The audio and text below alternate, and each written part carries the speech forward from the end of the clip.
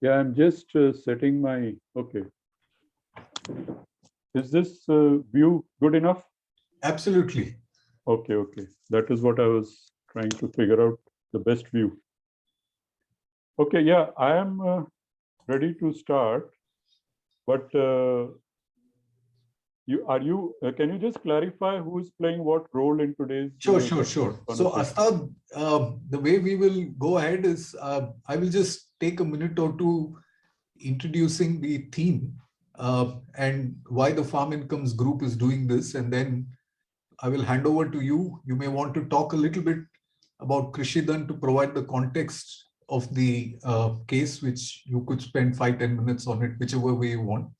And then between me and Abhishek, we will start a few questions to, to Jaswant Bhai, and we would welcome you to join as much as possible, depending on when you feel like, because you know the case much better than most of us. And if there's anything that you feel we are missing out or additional questions you want to ask, please feel free to do so. And then we open up for question answers as well. Okay. Is somebody going to introduce Jaswant Bhai also? Yeah, I will do he will do it himself. Okay. I will do a little bit, but we are going to have a longer conversation with him. Right. Yeah.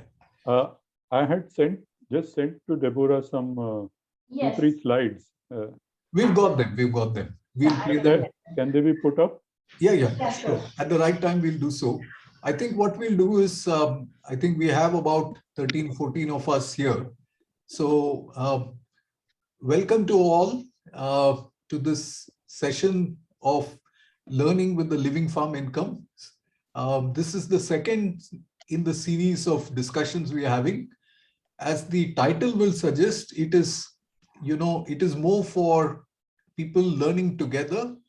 And the idea was sometimes we take up a particular theme and work along. A word or two about the project at IRMA. So the Living Farm Incomes is a project supported by the Ford Foundation, which we've been engaged with for the last couple of years or so. A significant part of this is focused on civic action in agriculture. And part of this is looking at trying to generate knowledge in collaboration with civil society organizations on collective action in agriculture.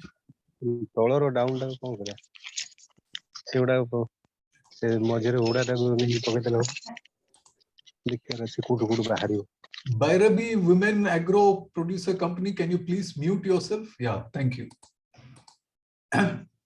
Yeah, so this series is part of an ongoing effort of a set of authors who are a mix of people from the academia and people working in the field, development practitioners.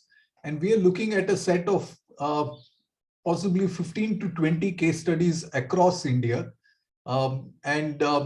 This has been following a protocol which includes a field visit, a detailed examination of their financials, and then we've brought out these cases.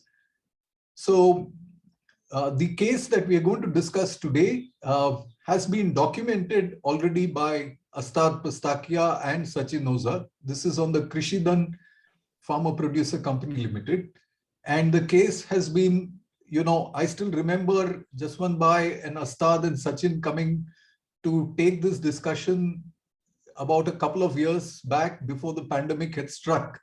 And it was a very engaging discussion to learn about the perspectives of the CEOs in this story. So the main thrust of today's discussion will be to have a conversation with the CEO, and the CEO of the producer company here is Jaswant Chavan. The FPO has won some awards, and we've been using this more to learn about the detailed functioning of a producer collective. And as Mukul possibly mentioned earlier, we're using this in our Managing Collective Enterprises course. We just finished discussing this today. So we're very fortunate to have this opportunity to have this interaction with Jaswant Bhai, who is in some sense, the unsung hero behind the story of the Krishidan Farmer Producer Company Limited. And this has been masterly documented by Astad Pastakia and Sachin. We unfortunately are not able to have Sachin with us today, though he has been instrumental in the documentation and also facilitating today's conversation. Unfortunately, he fell ill and he probably is recovering from a possible case of COVID. I think it just got confirmed this morning. But we hope to share some of these insights. The reason to have these conversations is to, through a dialogue, try and understand perspectives from the field, which often gets missed in academic discussions on producer collectives, which probably are discussing things at the policy level and other levels, which are nonetheless important. But very often we do not hear the perspectives of people directly involved, especially the chief executive officers, on whom a lot hinges on the success of a producer. So on behalf of the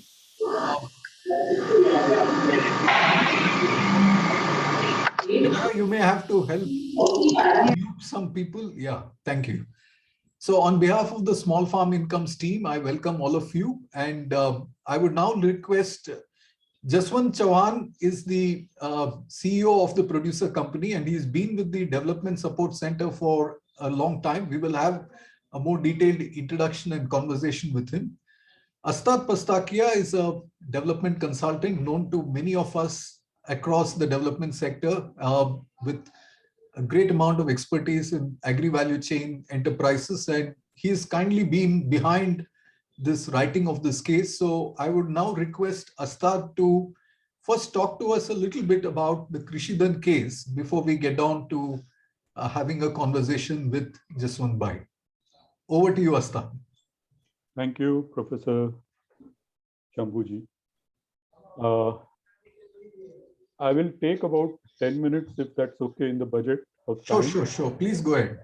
And I have 3 slides which I want to use to make this introduction about Krishidan. So if it can be put up, is it been already put up? Yeah, the slide? It's coming up, Astad. Oh yeah, there it is.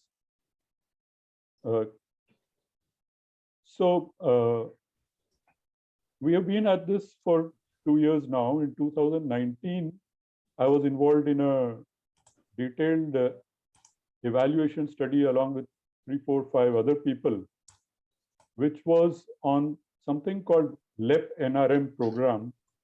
As you know, DSC, Development Support Center, has incubated this institution as part of its overall strategy in central and northern, five districts of central and northern Gujarat, where they had been earlier involved in promoting natural resource management and more particularly water management, because that was a very critical part of agriculture, making land productivity. So for several years, they were doing this water management with participation of the people, and they were the pioneers of participatory irrigation management to start with. And then they also followed it up with watershed development. So at the end of all this, people still said that while fine, water has been taken care of, but we also need to improve our agriculture and make it productive. Agriculture productivity has gone down over the years because of indiscriminate use of pesticides, chemicals, which has really actually killed the soil health. So that initiated the program called LEP NRM, which is, don't remember the full form, but it has something to do with livelihood enhancement and natural resource management in these 4 or 5 districts that they had been working with. So if you just go to the first slide, it will give you a timeline of what has been happening. So this LEP NRM program is on the top, and Krishidan is a parallel activity which happened a little later on after a time lag. And this was all part of the overall strategy which Sachin Bhai and others had developed, where the FPO was a strategic element in the entire area development of these farming communities. So if you see, LEP NRM was in 3 phases: 2008 to 2011, 2012 to 2016, and then up till 2019. That was a 10-year program that they had. It's very rare that a donor agency will give you money for 10 years, but they were fortunate to do that. Now you see, coming to Krishi Dhan, 2008 to 2013, almost 6 years, was the pre-incubation part, where a lot of agri-extension work was done. Building from the grassroots was done in terms of SHGs, Krishi farmer clubs, and so forth. And that really disturbance in the background. Imran, you may have to mute all. There is a bit of disturbance. Astad, please carry on. Hope I am also not muted.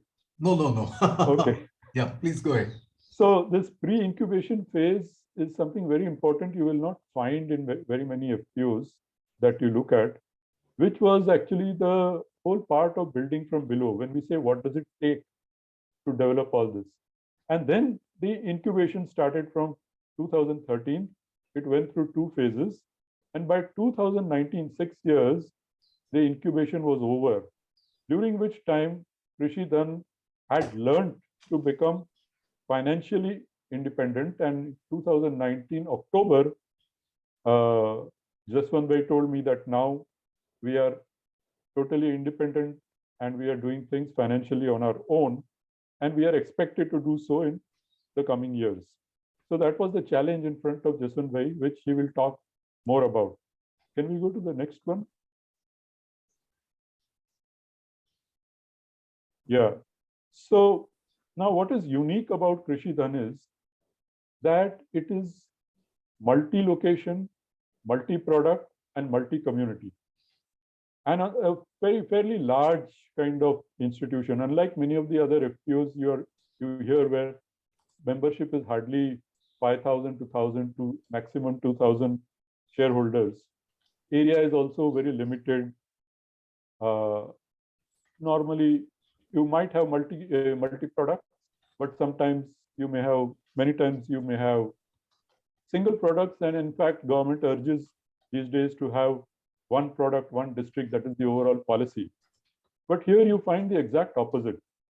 You find that there are so many clusters involved and so many products, a whole basket of products available, where they can sell their goods through the cooperative or through the FPO.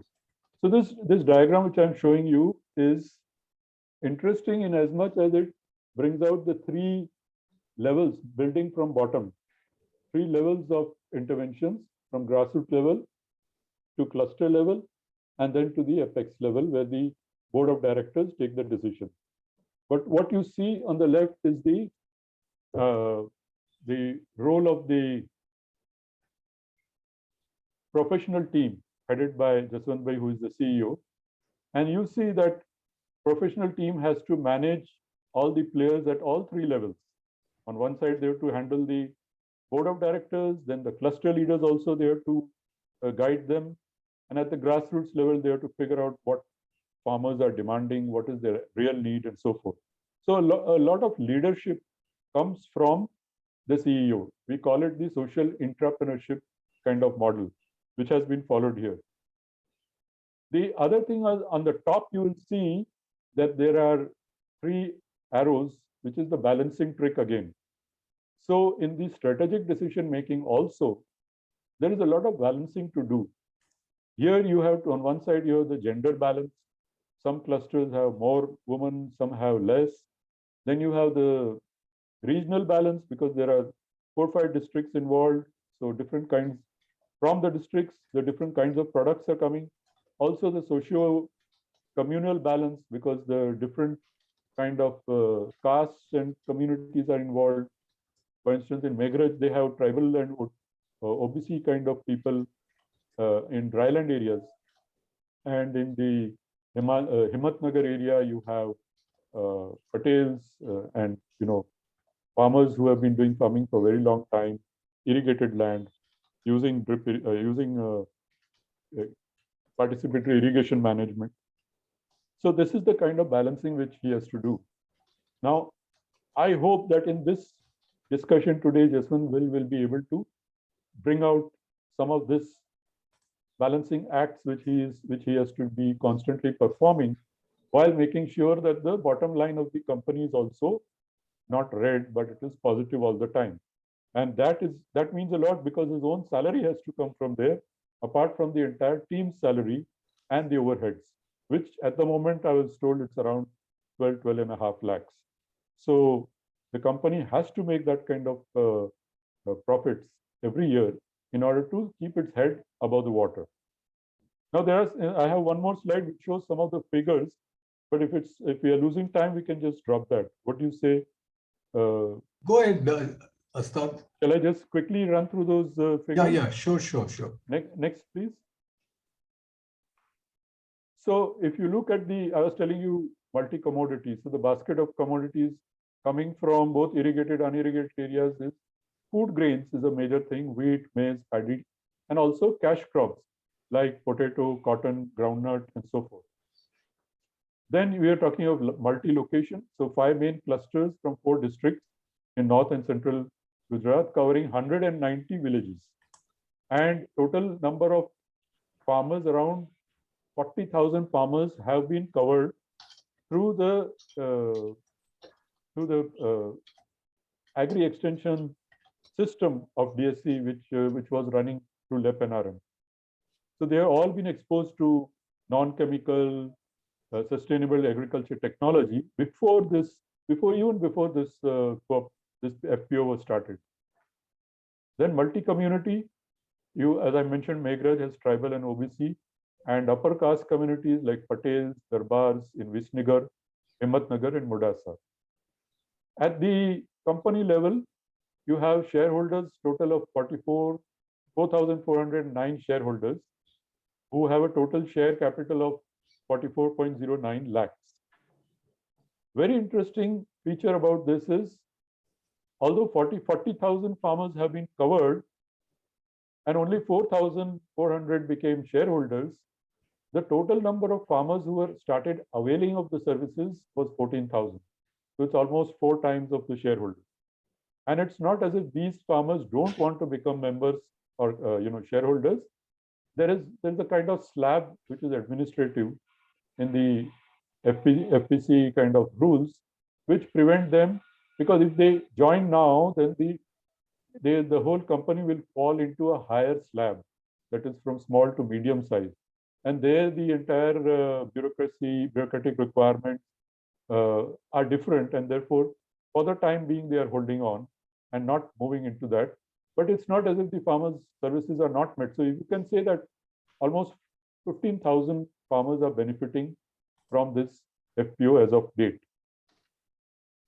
Around 338 Kisan clubs, 185 women's SHGs, and assets around fixed assets around 12.3 lakhs, reserves and surplus of 3.9 lakhs. The sales have been fluctuating a lot, but I'll stop here and let the interview reveal as much of it as possible. This was just to give you an overview of how the company had been doing. I hope you enjoy the discussion which follows. I'm also following the discussion very keenly. If at any point anybody needs some additional information, we have it here on the laptop. We'll try to pull it out for you. Please, Professor Shambhu.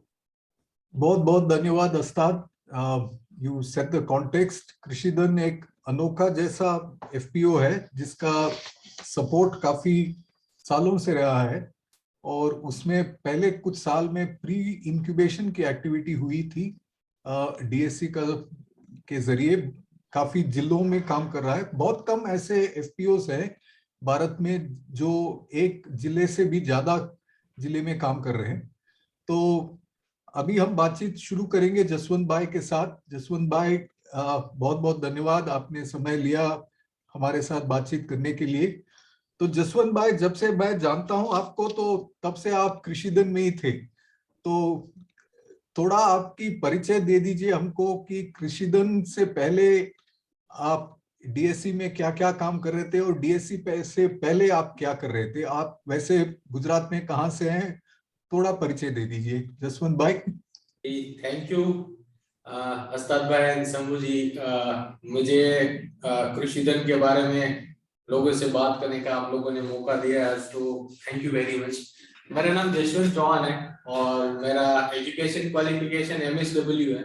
मैंने Saurashtra university से MSW किया हुआ है और मैंने 10 साल तक कच्छ में काम किया है, नियर बाय पाकिस्तान बॉर्डर के किसानों के साथ थे। 2001 से लेकर 2010-11 तक मैं आफ्टर अर्थक्वेक में 1-2 साल के बाद मैं कच्छ में ही था। तो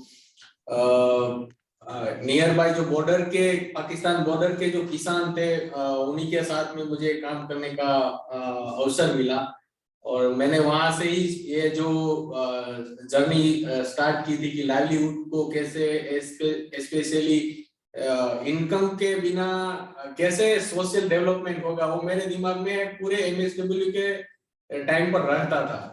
तो जो मेरे साथ जो भी थे उन लोगों के साथ बात करने के बाद ये तो पता चल गया कि लोगों के पॉकेट में पैसा नहीं आएगा तो गांव का डेवलपमेंट नहीं होगा, वो खुद कैसे कर पाएंगे।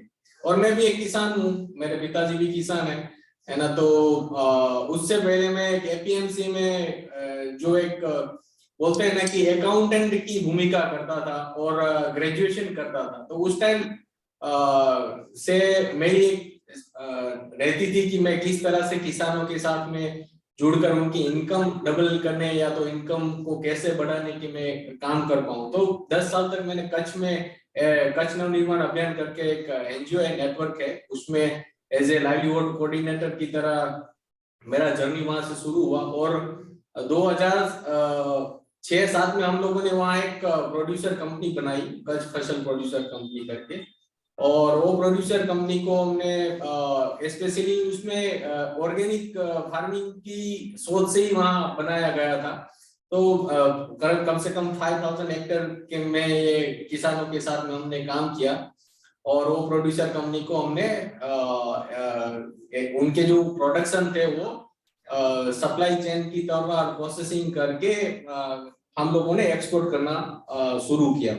तो हम लोगों ने मैंने 2007-08 तक वहां तक उनको हेल्प की और वहां के लोकल किसान और जो बोर्ड के मेंबर्स थे उनकी कैपेसिटी थोड़ी और लोकल जो प्रोसेस यूनिट वाले थे उनके साथ में मिलकर हमें काम करने का छोटे से क्लस्टर में काम करना था। और स्पेशली DSC में फिर एक बार यहाँ से एक मतलब वैकेंसी निकला तो मैंने सोचा कि क्यों ना DSC में जाके विजिट किया जाए, है ना। यहाँ ही कर रहे तो लोग क्या सोच रहे। तो यहाँ आकर मोहन भाई और मेरे ख्याल से अस्ताद भाई भी थे इंटरव्यू में मेरा करने में। तो मेरी सोच थी कि मैं एक क्लस्टर में काम कर रहा हूँ तो यहाँ जो था वो क्या डिफरेंट होगा। तो यहाँ जब फील्ड में घूमा मैं और देखा तो मुझे लगा कि मैं ये कुछ नई सोच है और मेरे लिए चैलेंज भी है और नए कुछ पैरामीटर से काम करने का मौका मिलेगा। तो फिर मैं 2013 में कृषिधन प्रोड्यूसर कंपनी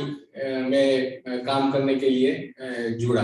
तो ये पूरा एक रहा और आज तक। और मेरा पहले ही जब इंटरव्यू हुआ तो जो आज का लास्ट क्वेश्चन भी रहेगा कि क्या होना चाहिए, तो मेरे ख्याल से जब तक आपका प्रोड्यूसर कंपनी के साथ में जुड़ने में आपका कमिटमेंट नहीं है तो फिर आप प्रोड्यूसर कंपनी में काम नहीं कर सकते, है ना। वो मेरी समझ है कि आपको मिनिमम 5 to 7 years आपको कुछ भी हो जाए, है ना, आपका पैशन इसमें बहुत रखना पड़ता है। तो आपको 5 to 7 years मुझे DSC मौका देगी तभी मैं काम करने के लिए तैयार। एंड देन मुझे मौका दिया गया और थैंक यू, मैं आज तक हूँ यहाँ पर।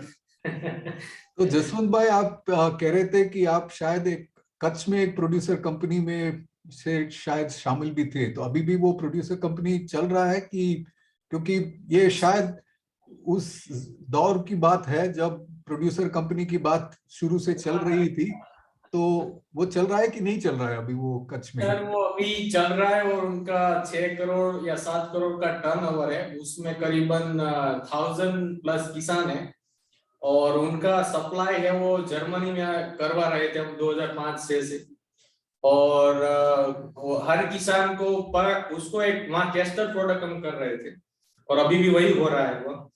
और उनको एक कैस्टर होता है उनका, एक मिल्टी रेट निकलता है, एवरी वीक निकलता है, मिल्टी रेट होता है उनका, और उस पर उनको 22% ऑर्गेनिक प्रीमियम दिया है और प्लस प्रोड्यूसर कंपनी को 5 to 7% उनको कॉस्टिंग और अदर्स सर्विस के लिए दिया जाता है। तो उनके पास काफी सारी अभी तो एसेट भी है और अपने आप वहाँ कोई नहीं है, लोकल लड़के हैं एक दो और वहाँ का बोर्ड और वहाँ के प्रोसेसर, वो लोग अभी अपने आप वो अनटच रहते हैं, किसी को डिस्टर्ब नहीं करना चाहते और खुद भी नहीं होना चाहते। मैंने काफी बार बात किया कि क्यों आप मार्केट में नहीं आना चाहते, बोले हम लोग जहाँ हैं जिस तरह से हैं हम अभी खुश हैं। तो मैंने बोला ठीक है, मैंने भी कहीं इतनी बात करने की कोशिश नहीं की है कभी, आज कर रहा हूँ। तो डीएससी में ज्वाइन करने का आकर्षण क्या था आपका?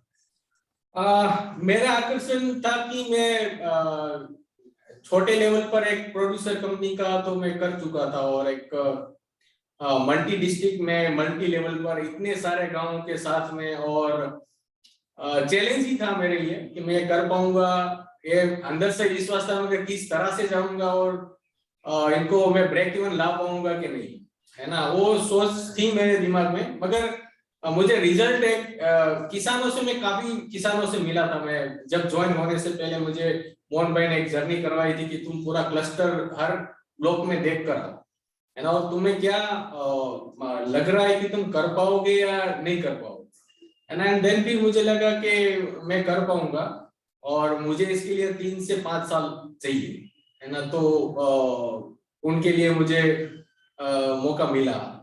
तो अभी हूँ मैं यहाँ पर 5+ हो गया है मेरा। अच्छा, तो अभी जो आप कह रहे थे कि इतने सारे क्लस्टर्स हैं और सोचने के लिए भी काफी मुश्किल है कि एक ही प्रोड्यूसर कंपनी इतने जिलों पे काम कर रहा है, वो जिले पास भी नहीं है, तो आपको कभी विसनगर जाना होगा, कभी धारी जानी पड़ेगी। तो ये जो 5 क्लस्टर्स हैं, वो हमारे लिए ये बताइए कि ये कैसे अलग हैं, विविधता कैसी है इन 5 क्लस्टर्स का, प्रोडक्शन की तरफ से, मार्केट की तरफ से, और डीएससी की तरफ से क्या क्या चैलेंजेस थी इन लोगों के साथ काम करने में, किसानों के साथ?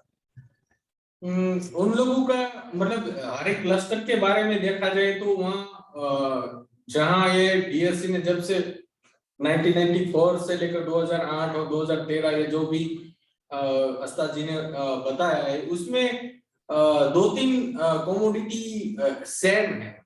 कॉटन है, ग्राउंडनट है, कैस्टर है और व्हीट है, और कुछ जगह पर स्पाइसेस है और कुछ जगह पर हॉर्टिकल्चर भी है। बाकी के जो प्रोडक्ट है वो एज पर ब्लॉक को अलग अलग हो जाते हैं।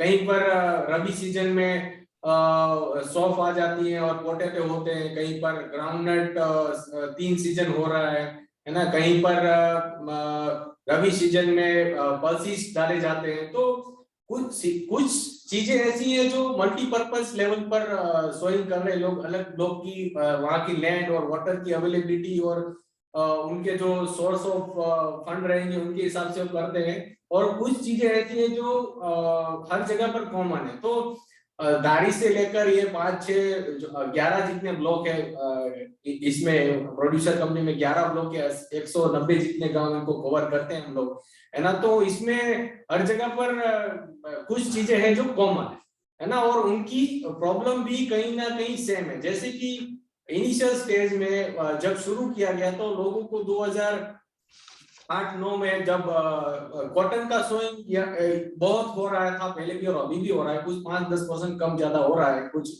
बारिश और रेट और कुछ पेस्टिसाइड्स के कुछ प्रॉब्लम रहेंगे तो उसमें करेंगे कम ज्यादा, मगर एक साल ज्यादा कम हो जाता है। तो वहां का जो इश्यू था कि क्वालिटी लेवल का सीड नहीं मिलना और टाइम पर नहीं मिलना, है ना, और मार्केट में ज्यादा पैसा लोग उससे खरीद रहे हैं, तो और सही टाइम पर सही दाम पर और क्वालिटी वाली चीज नहीं मिल रही है। और यहाँ पर इस एरिया में जब हम लोगों ने जर्नी स्टार्ट किया तो डीएससी को जो लोगों ने बताया था साथ मिलकर के, भाई आप लोगों ने पानी तो डीएससी संस्था ने यहाँ पर लोगों के साथ में हर खेत पर हेड से लेकर टेल तक हर खेत पर मिलने लगा है, मगर उनकी एग्रीकल्चर प्रैक्टिसेस में कैपेसिटी बिल्डिंग हो रहा है, एक्सटेंशन हो रहा है, उसके सामने उनको जो सिखाया जा रहा है वो मिलेगा कहाँ और कैसे मिलेगा और किस तरह से हम उनको लाएंगे। तो उनके बारे में ये एक चीज थी जो किसानों ने डीएससी के सामने रखी थी। जब पीएम का काम थोड़ा खत्म होने को आ रहा था तो लोगों ने बोला पानी मिल रहा है, मगर पानी के साथ में अब जो खेती में हमारी जो प्रॉब्लम्स आ रही है उनके लिए हमें थोड़ा सपोर्ट चाहिए। तो इसके बारे में फिर लोगों को जोड़ना, क्योंकि किसान एक साथ वहां तो इरिगेशन वाली मंडलियां ही थी, तो किस तरह से काम किया जाए, तो वो सब लोगों के साथ में बैठकर डीएससी ने स्ट्रेटजी बनाना शुरू किया कि ना लोगों को पीएच का जैसा मंडली होता है ऐसे किसान का हो जाए, विमेंस का ग्रुप हो जाए, ऐसे उसने 2-3 साल विदाउट रजिस्ट्रेशन, प्रोड्यूसर कंपनी के रजिस्ट्रेशन बगैर एक्सटेंशन, कैपेसिटी बिल्डिंग का, वैल्यू चेन का, थोड़ा एंटरप्रेन्योर के ऐसे पायलट वर्क करना शुरू कर दिए। और उसमें से लोगों ने फिर अपने आप कॉन्फिडेंस आता गया और उनको लगता गया कि नहीं हम यहाँ खड़े रह गए तो हमें और आगे जाने पड़ेगा और साथ में मिलकर कुछ कर सकते हैं। तो एंड उनको लगता था कि कोऑपरेटिव जो लोकल एरिया में है वो स्पेशली एग्रीकल्चर सेक्टर में हम इतने सक्सेस नहीं रहे हमारे गुजरात में, या तो हम नॉर्थ एरिया जो है गुजरात का वहां इतना नहीं कर पाए, तो इसके बारे में हम क्या करें। तो एंड देन फिर उस टाइम पर मेरा 2013 में जब मैं आया तो सब लोगों को हमने, काफी सारे किसानों को पूरे गुजरात और आउट ऑफ गुजरात में काफी सारे मॉडल दिखाए। एंड देन फिर लोगों ने बात किया कि नहीं हम लोग कोऑपरेटिव में नहीं जाएंगे, हम लोग प्रोड्यूसर कंपनी में जाएंगे और उनका स्ट्रक्चर क्या होगा वो उनको समझ में आ गया। फिर उन लोगों ने अपने आप लीडरशिप लेना वहां से शुरू किया क्या हम लोग है, क्योंकि वहां के लोग कोऑपरेटिव माइंडसेट से पहले से बहुत एक उनकी अच्छी सोच रहती है, तो उनको पिकअप करने में वो टाइम नहीं लगता। तो क्या वजह थी कि क्योंकि गुजरात में वैसे कोऑपरेटिव्स तो माना जाता है कि काफी स्ट्रांग है, तो कोऑपरेटिव से प्रोड्यूसर कंपनी को की बदलने में क्या वजह थी कि किसान राजी हुए? और आपको क्या लगता है कि क्या खासियत है प्रोड्यूसर कंपनी में जो शायद कोऑपरेटिव नहीं कर पा रही थी? उनको लगता था कि हम लोग कोऑपरेटिव में लोकल लेवल से हम बाहर नहीं जा पा रहे हैं और हमें जो चाहिए वो हम नहीं कर पा रहे, ना हम अपनी डिमांड रख रहे, ना हम कर पा रहे अपना कुछ ब्रांडिंग करना है या इनपुट अच्छे लाने हैं, डिसीजन नहीं ले पा रहे, थोड़ा बहुत इंटरवेंशन रहता है और यही करना है वैसे करना है। और तीसरी बात है कि बाहर से कोई उनको सपोर्ट करने वाला, कोऑपरेटिव में क्या होता है गांव लेवल पर या तो तालुका या क्लस्टर लेवल पर जो गांव का एक आगेमान रहता है वो उनकी जो सोच रहेगी या तो कोऑपरेटिव माइंडसेट से डिस्ट्रिक्ट लेवल पे रहेगी, उस हिसाब से गांव के लीडर के साथ में बनता है। और ये जो था उनको लग रहा था कि ये इसको हमने सोचा है, हमने बनाया है, इसलिए कोऑपरेटिव में हम लोग आज तक ना अच्छे तरीके से उनका प्रोडक्शन होता है वो सेल कर पा रहे हैं, ना प्रोसेसिंग कर पा रहे हैं, तो वो अच्छे तरीके से नहीं जा रहा है। और उन्होंने गुजरात और आउट ऑफ गुजरात में काफी सारी प्रोड्यूसर कंपनी को देखा था, तो उनको लग रहा था कि हम कोऑपरेटिव में नहीं जाए, हम प्रोड्यूसर कंपनी में जाएंगे। तो इस हिसाब से उन लोगों का डिसीजन ये आया था कि नहीं हमें कोऑपरेटिव में नहीं जाना, हम लोग प्रोड्यूसर कंपनी में। तो कुछ एक्सपोजर विजिट वगैरह हुआ था, जो पहले जो बोर्ड ऑफ डायरेक्टर्स थे कहीं जाके आए? मैं उनको कच्छ में मेरी एमपीओ में लेके गया था। अच्छा। मैं काम कर रहा था, फिर वीआरटीए की एक प्रोड्यूसर कंपनी की मांडवी में, मैं वहां पहले उनको लेकर गया कि मैं जहां से काम करके आया हूँ वो आप देख लीजिए, पहले मैं इसके बारे में बात कर रहा हूँ। तो वहां किसानों से मतलब बॉर्डर एरिया के किसान के साथ में आपको चल के जाना पड़ता है 8-10 किलोमीटर, फिर गांव के लोग मिलते हैं, फिर काफी सारी मतलब उस टाइम पे बहुत दिक्कतें रहती थी किसानों को समझाना। और कच्छ के किसान को समझाना, है ना। वो और एक, क्योंकि वो अर्थक्वेक वाला माहौल था, तो उसमें उन किसान और विमेन्स ग्रुप ने भी वहाँ काफी सारी इन्वॉल्वमेंट ले ली थी उस टाइम पर।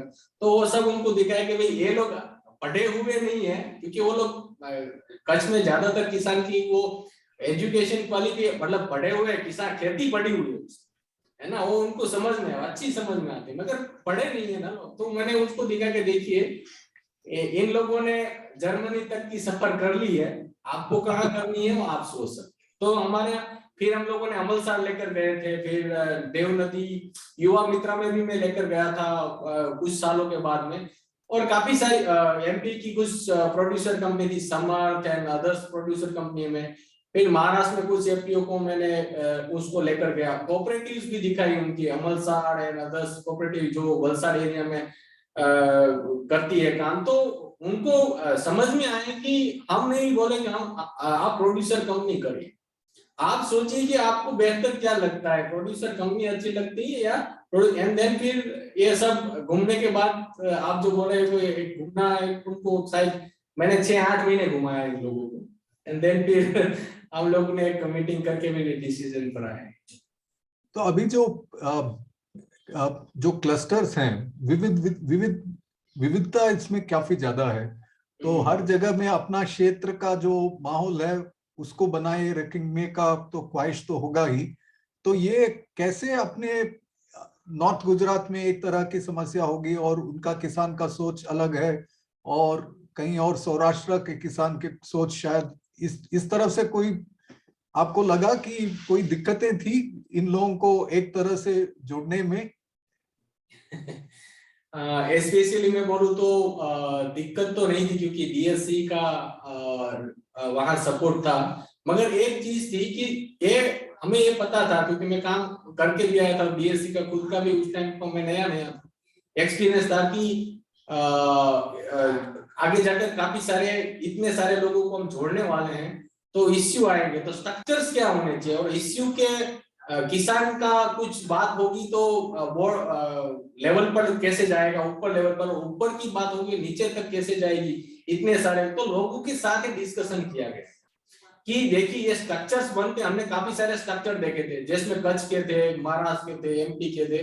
उसमें आपको क्या लगा, छोटी छोटी कंपनियां देखी थी उन लोग, 500 किसान की, 700 किसान की, 800 किसान की। यहाँ डीएससी बात कर रहा था कि हमें 4 डिस्ट्रिक्ट के इतने सारे जो किसान है पूरे प्रोग्राम के साथ में जुड़े, उनको जोड़ना है। इसमें काफी सारी चैलेंजेस आ सकते हैं, और खास करके हर किसान तक प्रोड्यूसर कंपनी की रीच हर रोज रहे और उनकी प्रॉब्लम को सुना जाए, और उनके साथ कम्युनिकेशन किया जाए, उनके साथ कंपनी की बात होती रहे।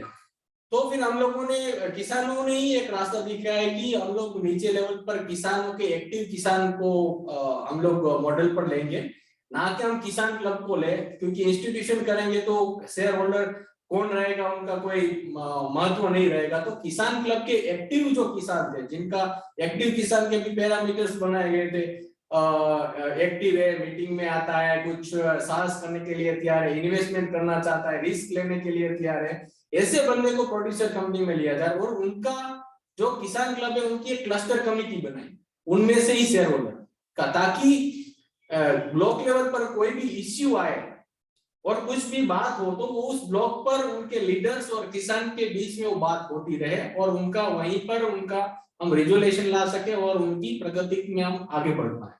तो जो चैलेंजेस आ रहे थे उसमें पहले से थोड़ा वर्कआउट और सोच थी कि ऐसा हो सकता है। तो प्री में हम लोगों ने, किसानों ने बताया कि हम ब्लॉक लेवल की एक कमेटी रखेंगे जो नॉन रजिस्टर रहेगी, और किसान, गांव के किसान में से एक बंदा वहां आएगा, और उनमें से जो तालुका की जो कमेटी रहेगी, ब्लॉक की जो कमेटी रहेगी, उनमें से वो लोग बोर्ड मेंबर को या तो कारोबारी मेंबर को उसमें से वो पसंद करेंगे, और उनके क्राइटेरिया बनाए कि कौन सा बंदा है वो बोर्ड में रहे। तो इस हिसाब से चैलेंजेस आना तो अभी भी आती है, ऐसा नहीं है कि इसमें काम में चैलेंजेस नहीं आए।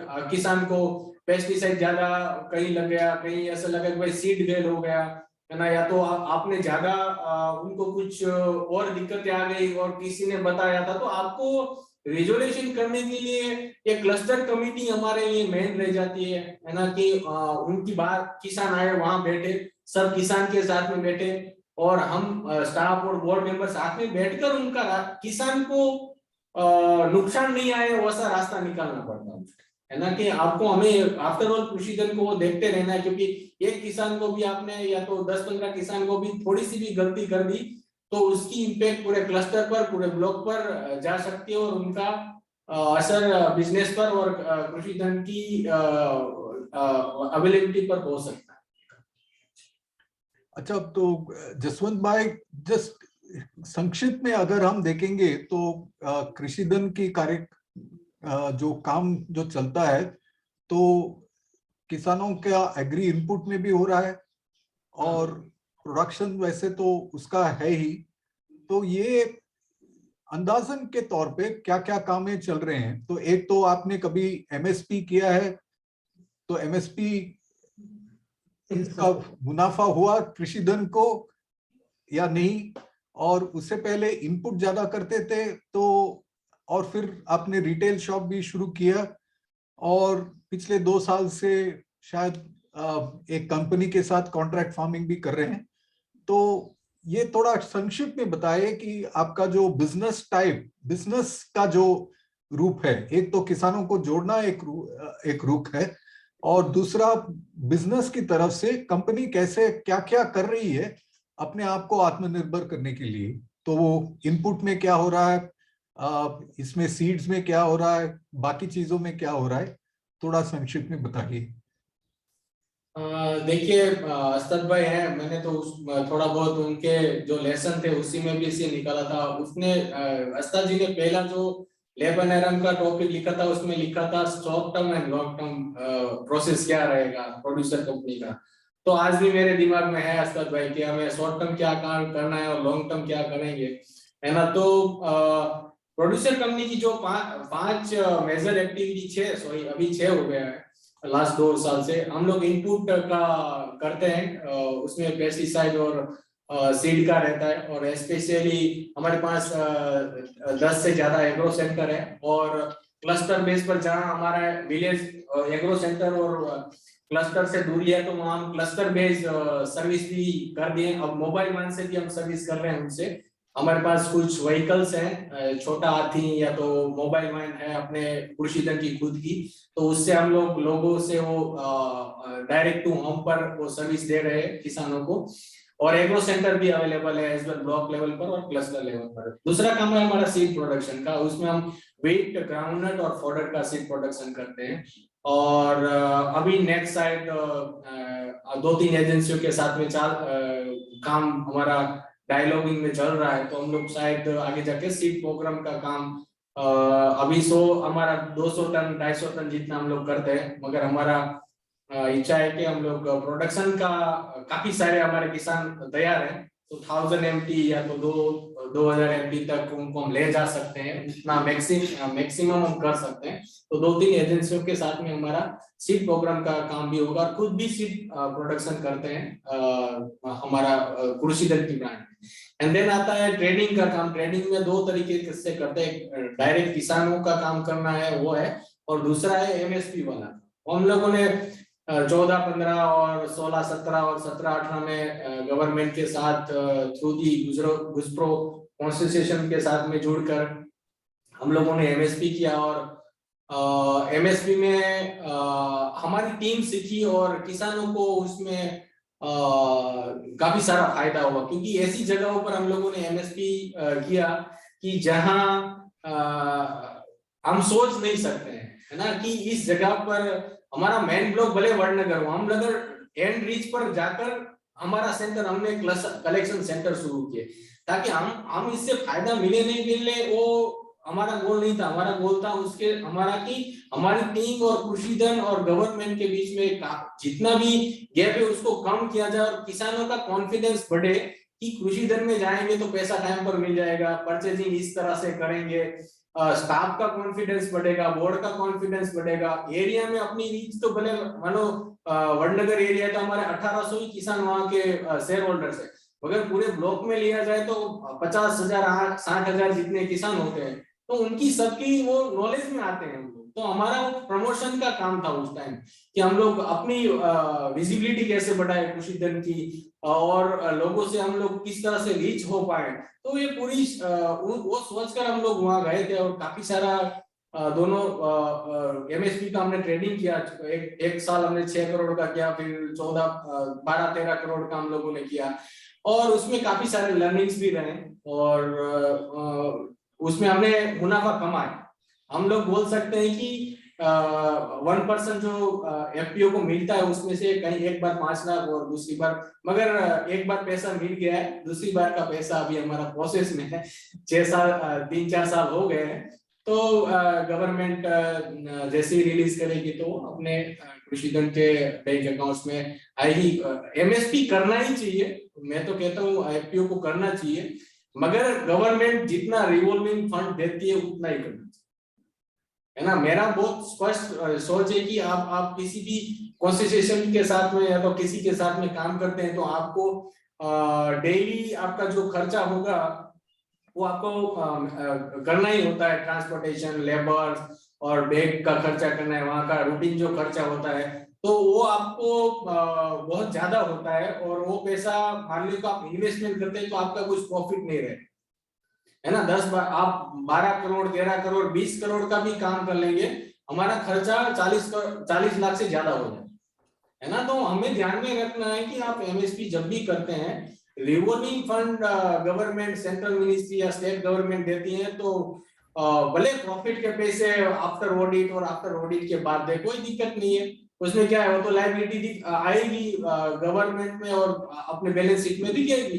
ठीक है। मगर किसानों को उसमें जो जिस वजह से ये प्रोड्यूसर कंपनी बनाई गई है उसमें उसको मैक्सिमम पैसा मिलेगा, कंफर्म रेट मिलेगा उसको, गांव से नियर बाय उनको वो चीज मिलेगी। तो कुछ स्ट्रेटजी रखनी चाहिए और करना चाहिए। और हमारा काम है, हम लोग कैटल फीड प्रोसेसिंग करते हैं छोटे पैमाने पर, करीबन 100 एमटी जितने का हमारा एवरी ईयर टर्नओवर हो रहा है, उनको हम और एक्सटेंशन करने की कोशिश कर रहे हैं उनको। और पोटैटो कॉन्ट्रैक्ट फार्मिंग है हमारा किसानों के साथ में, स्पेशली हिम्मतनगर और गुजरात के विजापुर एरिया में हम लोग करते हैं। तो इसमें हमने 2 तरीके से सोचा है पूरी एक्टिविटी।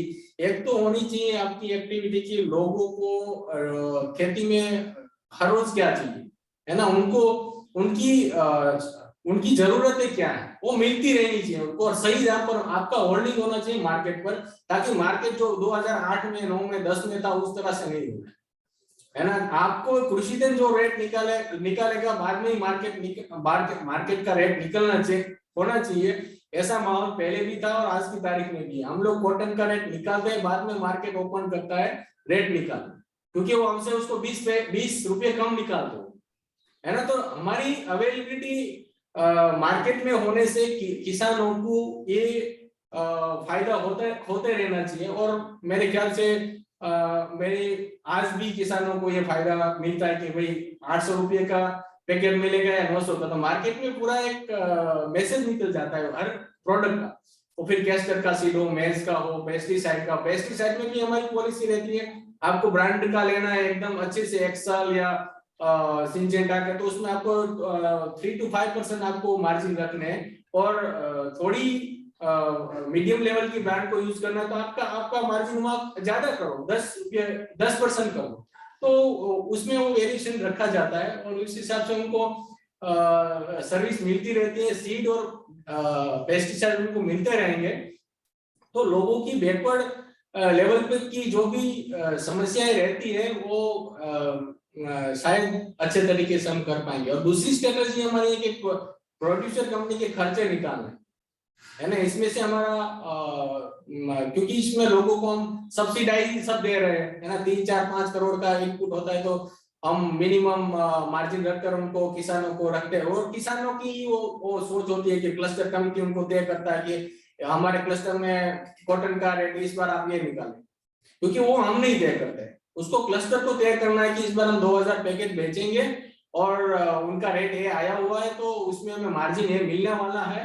तो उनकी एक कमेटी बनती है, कमेटी उनका डिसीजन लेती है ना, कि भाई हमारे ब्लॉक में ये सिचुएशन है। और उनके डिसीजन भी उनको लेने हैं, है ना। तो हमें ध्यान में रखना है कि वो कुछ डिसीजन ले, वो अप्रूवल हमारे से ले, और कंपनी से कुछ बात करना पड़ा, पॉलिसी लेवल पर बात करना पड़ा, क्वालिटी कंट्रोल से बात करना पड़ता है, इसमें काफी सारी लीगल और कंपनी लेवल की बात आएगी, तो वहां हमें और बोर्ड के मेंबर्स को उसमें इंटरवेंशन करना पड़ता है और उस हिसाब से उनको चलाते हैं। और दूसरी कॉमर्शियल एक्टिविटी है हमारी, ये हम लोगों ने निकाली है, पोटैटो का ये जो पूरा काम हमारे पास है, तो हम उनको ये कैसे, तो वही पूछने वाला था मैं जसवंत भाई, ये वैसे कैसे शुरू हुआ? क्योंकि बहुत कम ऐसे एफपीओस हैं जो कॉन्ट्रैक्ट फार्मिंग कर रहे हैं, और हम जब किसी से बात कर रहे थे कि लोग कहने लगे कि शायद ये पहले साल में कंपनी बहुत अच्छा ताल्लुकात रखती है किसानों के साथ, और तीसरी साल जब आती है तो कभी कभी उनका जो रिश्ता है वो कम होता जाएगा। तो ऐसा हो सकता है कि जो एफपीओ के वजह से किसानों का जो आवाज है, ये जो कंपनियों के साथ काम करना, वो शायद बेहतर है। तो आपका क्या अनुभव रहा है ये कॉन्ट्रैक्ट फार्मिंग का एक्सपीरियंस, और ये कैसे शुरू हुआ? ये शुरुआत तो ऐसे हुआ कि मैं कुछ एक फनी बात है ऐसी हो गई कि मैं कुछ फील्ड में जाने वाला था, और अनफॉर्चुनेटली वो मीटिंग कैंसिल हो गई। हमारी फील्ड की मीटिंग थी, और गवर्नमेंट ने मेरे को एक इनविटेशन देख के रखा हुआ था, मुफ्ती का एक प्रोग्राम था, तो उसमें आपको आना है एज एफपीओ, आप आना। मैं वो भूल गया था। अब वो उसी टाइम पर agriculture director of agriculture Gujarat के उसका फोन आ गया कि जशवंत आप ये नजदीक में ही है, तो आप एफपीओ में कोई है नहीं, तो आप प्रेजेंट रहेंगे तो अच्छा रहेगा। तो मैंने बोला चलो चलते हैं उधर, आज वैसे भी मीटिंग तो है नहीं, कैंसिल हो गई, तो मैं वहां गया। और फिर वहां गया तो ये सब चीजें जो पोटैटो का टॉप प्रोग्राम है, टोमेटो, ऑनियन और पोटैटो का, तो वो कोई स्कीम की बात थी, सेंट्रल मिनिस्ट्री में से लोग थे और स्टेट मिनिस्ट्री में से, तो और उसमें था कि कोई एफपीओ इसमें इन्वॉल्व होना चाहे तो हम लोग उनको प्रायोरिटी करना चाहेंगे। तो मैंने कुछ सोचा नहीं समझा, मैंने सोचा मैंने हाथ ऊंचा कर दिया, मैं कर दूं, मैं करने के लिए तैयार, मगर मेरी कुछ जो भी कंपनियां करना चाहेगी, हम आपके टर्म्स एंड कंडीशन हमें और हमारे भी कुछ रहेंगे, है ना, क्योंकि हमारे एक्सपीरियंस कॉन्ट्रैक्ट फार्मिंग के दूसरे एफपीओ की भी इंडिया के और लोकल कॉन्ट्रैक्ट फार्मिंग का जो दिक्कतें हैं, है ना, तो वो मेरे को समझ में थी कि ये क्या क्या आ सकती है। एंड देन फिर कुछ एजेंसी से मैकन है, फिर एफन है, पेप्सिको है, फिर बालाजी है, इस्कॉन बालाजी है, ये सब लोगों के साथ वहाँ मीटिंग करना हमारा शुरू हुआ। एंड मैंने काफी सभी एजेंसियों के साथ बांधने के काम करने समझने के बाद मुझे लगा कि मैं हम लोग और बोर्ड को भी लगा, है ना, मैंने बोर्ड को डिस्कशन करवाया इनके साथ में, क्योंकि हमारे काम करने की एक मेथड रहती है कि आप जो भी काम करेंगे, या तो आप नई ऑफर लाएंगे तो उसको बोर्ड के सामने पूरा हम लोग प्लान करते हैं और एक्सप्लेन करते हैं, एंड देन अप्रूवल मिलता है। अप्रूवल मिलने के भी एक दो लोगों की कमेटी और डायलॉग शुरू होते हैं, तो ये पूरा प्रोसेस किया गया था। एंड देन हम लोगों ने डायलॉग करना शुरू किया, और बालाजी के साथ हमारा पहला जो हमने किया था वो टॉप प्रोग्राम के लिए किया था, मगर अनफॉर्चुनेटली बालाजी को प्रोग्राम नहीं मिला, गवर्नमेंट ने उसको सैंक्शन नहीं दिया, है ना। तो उसके एमडी है और वो सब लोग, वैसे हम 3-4 महीने से मिलते थे, तो अच्छे खासे मेरी एज के ही है उनके स्टाफ वगैरह, तो हम लोगों की काफी अच्छी दोस्ती हो गई उस टाइम पर, है ना। तो फिर मैंने सोचा यार आपका प्रोजेक्ट तो फेल हो गया, तो मैंने ऐसे ही फोन कर दिया उसको कि सर आपका प्रोजेक्ट तो अब कैंसिल हो गया है, तो अब क्या करें, हमें तो काम आप तो करने वाले हो, आप बढ़ा सकते हो कृषि धन के साथ में, और हम पायलट करना चाहते हैं, और पायलट होगा 100 MT सीट का, है ना। तो उसने तुरंत बोल दिया कि जशवंत भाई आप करो, आप अपना जो लास्ट वाला जो एग्रीमेंट है, उस एग्रीमेंट में कुछ चेंजेस करने पड़ेंगे, उसको हम रिवाइज करके भेजते हैं आपको। एंड देन फिर वहां से हमारा फिर जर्नी शुरू हो गया। बालाजी का काम जो टॉप प्रोग्राम लेना था वो उनका कैंसिल हो गया, मगर कृषि धन और बालाजी के साथ में हमारा काम करने का उन लोगों ने फिर किया कि नहीं हम लोग करेंगे जशवंत भाई, गवर्नमेंट करेंगे नहीं करेंगे, आपके साथ में हम जुड़े हैं। 4-5 महीने से तो हमें लग रहा है कि हम लोग आपके साथ में काम करना चाहिए, और पायलट से करते हैं एंड देन फिर हम एक्सटेंड करेंगे। फिर सेकंड टाइम में फिर उनका था कि हम लोग 100 MT नहीं, आप कितना चाहते हो, तो हम लोगों ने कुछ डिमांड नहीं रखा था और बोले 5 टाइम और करते हैं, तो हम लोगों ने वो भी एक्सेप्ट कर लिया, चलो 500 MT सीट का करते हैं। और इस टाइम ये तीसरा साल है, हमने 500 टन का ही लिया क्योंकि इस बार बारिश कम हुई और हमारे एरिया में पानी कम, तो पानी की जो वजह से मुझे हमें डर था कृषि धन को कि प्रोडक्शन सही आएगा कि नहीं, और किसानों को दिक्कत आ सकती है और प्रोडक्शन नहीं आ सकता। हमारा इवोल्यूशन था बोर्ड का और क्लस्टर कमिटियों का कि मोर देन हमें 700 या 800 MT टन का लेना चाहिए काम, हमें डबल टाइम नहीं करना। वो तो तैयार थे, बालाजी ने बोला था कि आप 1000 MT का आप काम रख लीजिए।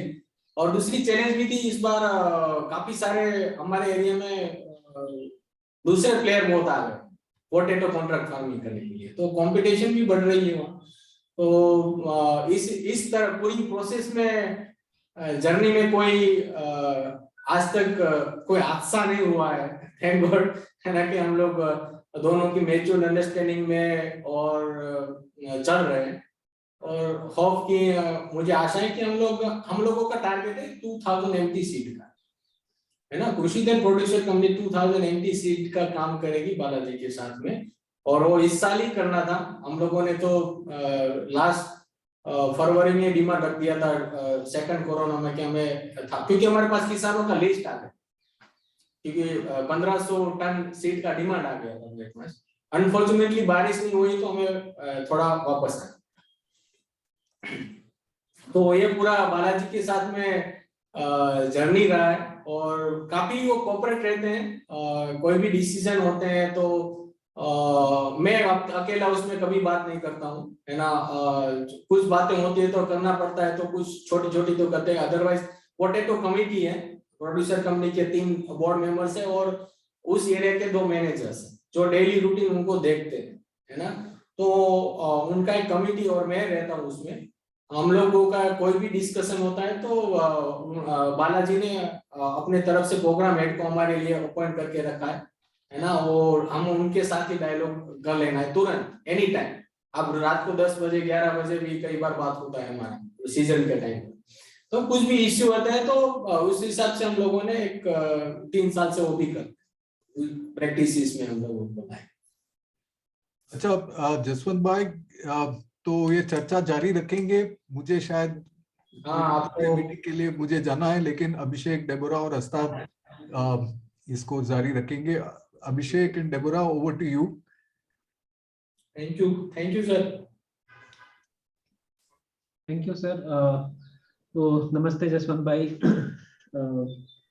तो सर ने जैसे सर इस्कॉन बालाजी के ऊपर बात कर रहे थे, आप पूरा एक्सप्लेन कर रहे थे उनको कि कैसे मतलब आप डील करते हैं और क्या आपके अग्रीमेंट रहा है उनके साथ और कैसा एक्सपीरियंस है।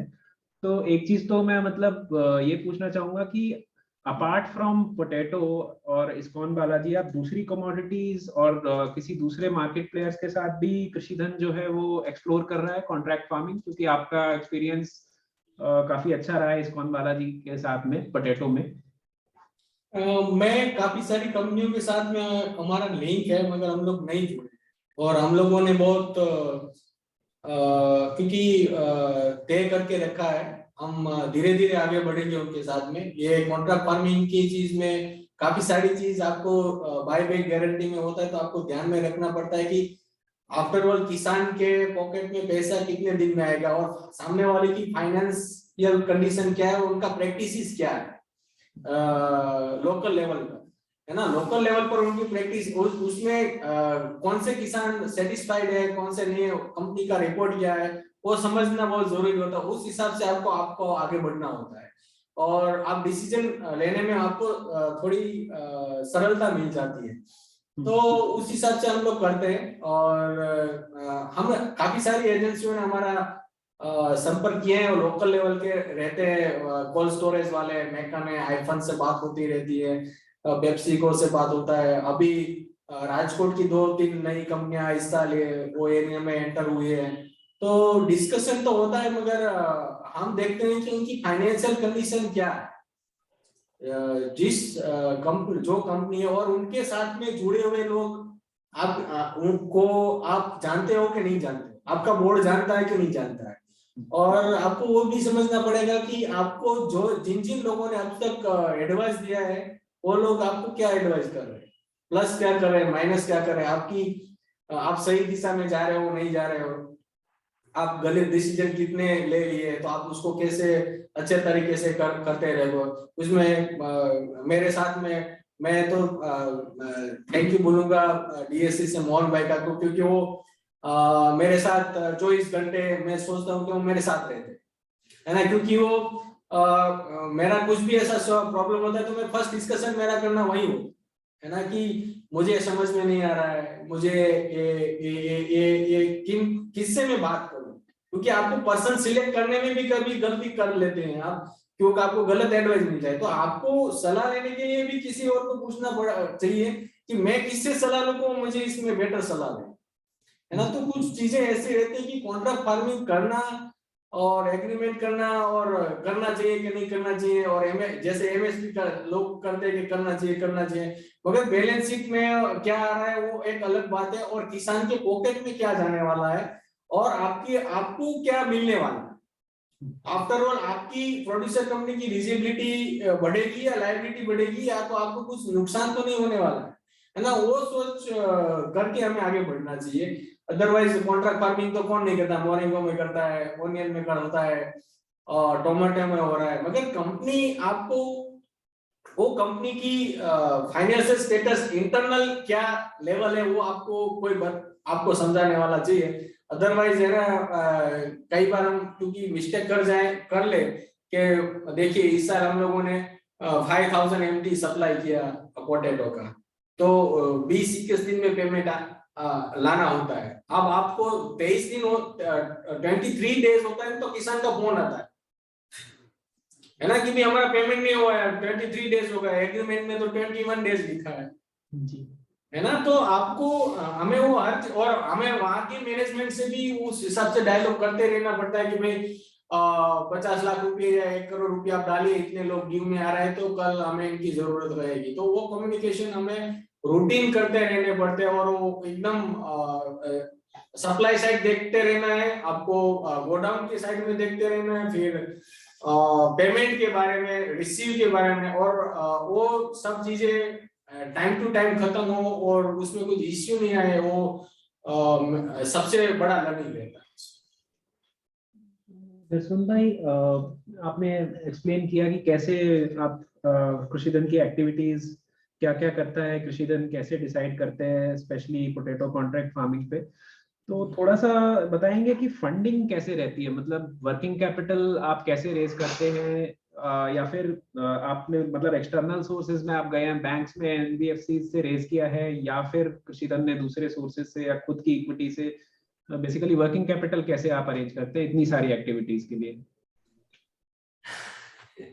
देखिए, दो तरीके से स्पेशली उनके काफी सारे लर्निंग्स रहे हैं, अलग अलग प्रकार से हम लोग करते हैं। जब कृषिधन शुरू हुआ तो हमारे पास 0 पैसा था, कुछ पैसा नहीं था, और हमारी खरीफ सीजन आ रही थी, तो हमने किसानों को, इसी क्लस्टर मेंबर्स को बोला था कि भाई आपको कॉटन खरीदता है, आप एडवांस में पैसा देंगे तो आपको हम 50 रुपया या 100 रुपया कैश नोट देंगे। तो उस टाइम हमें 10 लाख रुपए की जरूरत थी, किसान लोगों ने सोचकर पैसा लगाया और 10 लाख रुपया 10 या 15 लाख रुपया किसानों ने इकट्ठा करके 5 या 6 दिन में दिए, तो हमने वहां से हमारी जर्नी शुरू हुई रेस करने।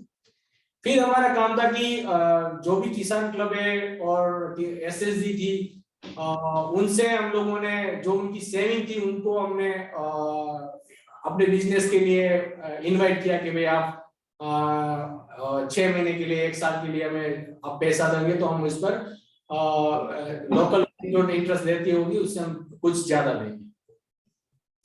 तीसरा काम था, सबसे पहला है कि हमने अपनी जो पेडअप कैपिटल है वो बढ़ाने की भी साथ में शुरुआत किया है। तो हमारा अभी तक का जो पेडअप कैपिटल है वो करीबन 44 लाख रुपीस है ना। तो वो पैसा है हमारे पास में। और काफी सारी बैंकों से पहले तो अब पैसा नहीं देते थे बैंक में, तो हमने लोकल सोर्स से ये सब हम लोग करते थे। और या तो हम सामने वाले से जिससे साथ में काम करना है उससे हम क्रेडिट ले लेते, 30 दिन 50 दिन या 60 दिन की, तो आपको और रिटर्न की पॉलिसी ले लेते थे कि आपको रखना चाहिए ताकि आप अच्छे तरीके से कर पाए। और दूसरा था कि फिर 2014-15 में काफी सारी फाइनेंस एजेंसी आई, FWWBA, अनन्या है, उनके साथ में काम करना संबंधित है। एंड देन फिर हम लोगों ने किसी से फाइनेंस नहीं लिया, हम लोगों ने लोकल फंड से ही हम लोगों ने यूज, क्योंकि हमें डॉक्यूमेंट नहीं करना पड़ेगा। और आप उनको इंटरेस्ट में 5-10 दिन आगे पीछे करोगे तो वो बंदा वहां ऑफिस पर आकर अपना ही शेयर होल्डर होगा, तो उनको पूरा एक कॉन्फिडेंस रहेगा, तो आपका टेंशन कम रहता है। फिर हम लोगों ने नेम किसान से अभी हर साल कुछ 20 लाख 25 लाख जितना हम लोग लोन लेते हैं, और उससे ज्यादा नहीं लोन लेते। हम ज्यादातर कोशिश करते हैं कि हम क्या नेगोशिएशन करें कि हमारा कैश फ्लो अपने ही 15 दिन में चल जाए, ताकि हमें बाहर से फंड रेज नहीं करने पड़े, पैसे आए जाए और दोनों कंपनी और किसान और सप्लाई करने वाली कंपनी तीनों लोग अच्छे तरीके से हर साल वो काम करें।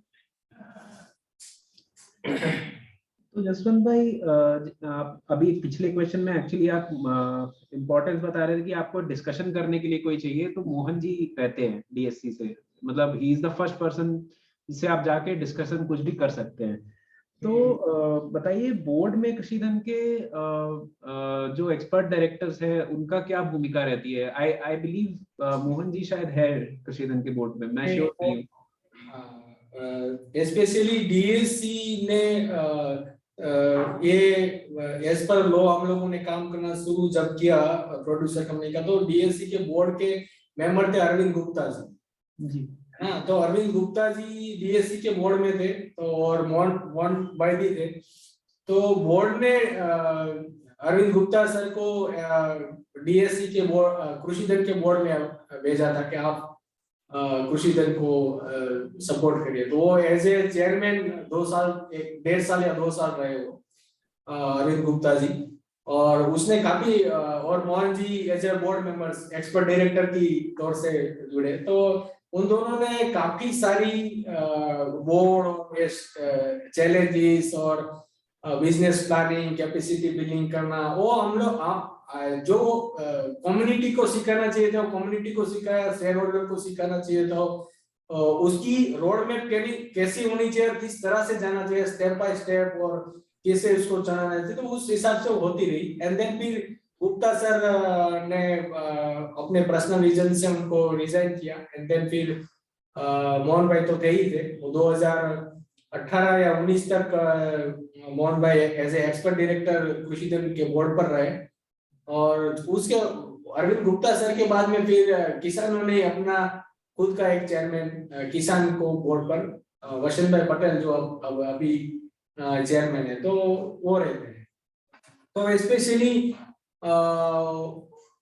मोहन जी का जर्नी है वो हमारे साथ मेरे ख्याल से मेरे आने से पहले से, क्योंकि वो तो प्रोग्राम में पहले से जुड़े हुए थे, तो उनको कृषिधन की विजन उनको पता थी कि इसको कहाँ तक लेके जाना, तो हमारे साथ ही थे। और काफी सारे लोग हैं, मोहन भाई इज ऑलवेज, फिर केएम पटेल साहब है जो सीड डायरेक्टर रह चुके हैं गुजरात यूनिवर्सिटी के। फिर कुछ पोटैटो के मैं कुछ नाम नहीं दूंगा, है ना, कुछ और एक्सपर्ट लोग हैं जो बिहाइंड कृषिधन को सपोर्ट करते रहते हैं, है ना। तो हर जगह से हम लोगों ने जो लोग एडवाइस दे रहे हैं उनको ऑफिशियली एडवाइजर रखे हुए, और हर काम के लिए रखे हुए हैं कि इनपुट का काम करना है तो कौन हमें एडवाइस अच्छी दे पाएगा, और प्लस या माइनस कौन दे पाएगा, हम सही जा रहे हैं गलत जा रहे हैं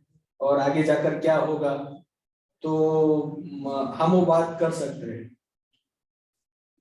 अभी मेरे ख्याल से अब हम अपनी चर्चा को यहीं रोकते हैं और जो बाकी लोग हमारे साथ जुड़े हुए हैं उनसे बोलेंगे। If you have any questions, अगर आपके पास कुछ सवाल है जसवंत भाई के लिए, हाँ तो आप चैट बॉक्स में लिखिए या फिर अपने आप को अनम्यूट करके बोल सकते हैं, डायरेक्ट पूछ सकते हैं जसवंत भाई से।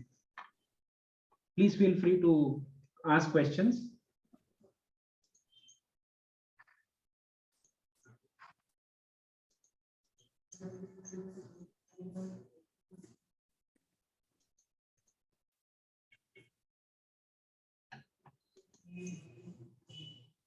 अच्छा लगा इतना। लगता है या तो सबने बहुत अच्छे से समझ लिया है या तो फिर सबको कुछ भी नहीं समझ में आया। मैं यही समझ के चलते हैं हम लोग कि भाई सब समझ में आ गए हैं। Astha, would you like अच्छा, to? Mukul has raised. अच्छा, हाँ, some I think one of the students, our PRM 41 student. Mukul, can you ask directly? Yes yes नमस्कार जसवंत जी, मेरा नाम मुकुल है, मैं इरमा में स्टूडेंट हूँ।